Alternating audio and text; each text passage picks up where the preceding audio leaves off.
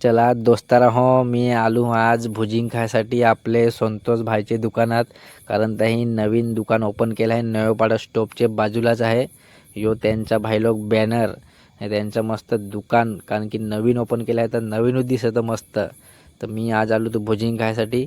मी हो लागेल बरा वाट पाहायसाठी आपला संतोष भाई लागेल मस्त बनवायसाठी, कारण की चव खतरनाक आहे भाई. असा वासूची एक नंबरच होता नागा. मी हो बरा वाट पाहायला गेलो होतो असा.